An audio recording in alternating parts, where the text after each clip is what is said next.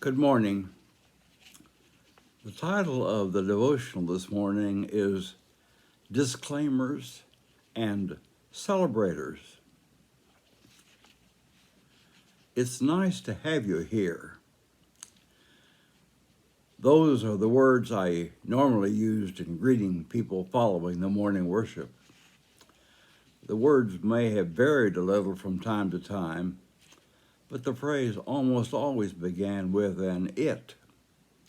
It's nice to have you here. One Sunday morning, I happened to listen to myself, always a revealing experience, and I heard myself use the word pronoun it. As the awareness became more intense, my feelings began telling me, there is something wrong with what you're saying.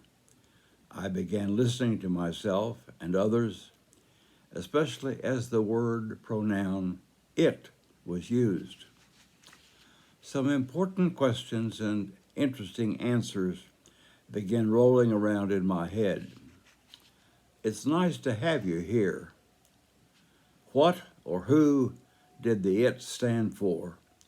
Was there an antecedent to which the it referred? Who was glad to have these persons here? Well, I was. But I was not claiming the joy of their presence. I was allowing it to proclaim the joy. And there was no celebrator other than my own self. Come to find out, the phrase with the pronoun it was what I am terming a disclaimer. I was not claiming my feelings, my joy, and my own personal pleasure, and I say that very intensely and intentionally. I was not enjoying my own personal pleasure in having the person or persons with us for the experience and celebration of worship. I tried using another pronoun, the word we. We are glad to have you. The same sort of feeling persisted within me. Finally, the decision made for the next Sunday, as the first person came out of the door, I said, I said, I am glad you were here to worship God with us. My inside feelings said, now you're on the right track. And I was, and I have been since that day of awareness. As you may know, I call those illuminating spiritual awarenesses. Illuminating spiritual awarenesses, where something very deep and good that relates to my relationship to God, and I feel that. Since that time, my sensitivity has increased to other words, particularly pronouns that we use to disclaim and discount our own feelings and responses. Two pronouns in particular are clues to our disclaiming of thoughts and feelings. One is the use of the word they. They say. It may be a way of expressing our thoughts in such a manner as to present them from a more authoritative and universal source. In this way, we do not have to claim or own the idea as to whether we think it or believe it. We throw it out to, project it onto, some others.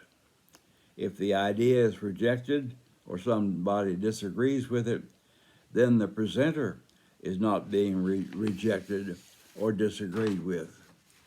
The other word, another pronoun, is the pronoun you. Of all the words used as disclaimers, you is probably the one many people choose.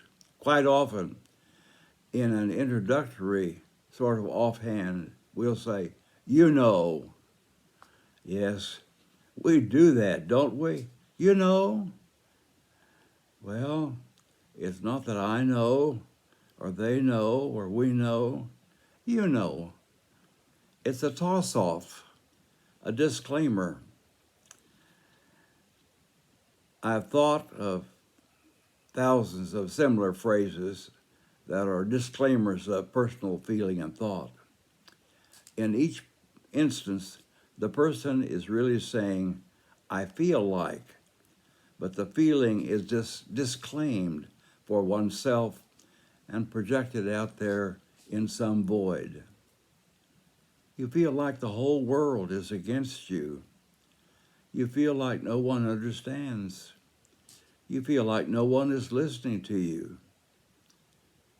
We toss it off to a you, and the I, the self, the person, I don't own it.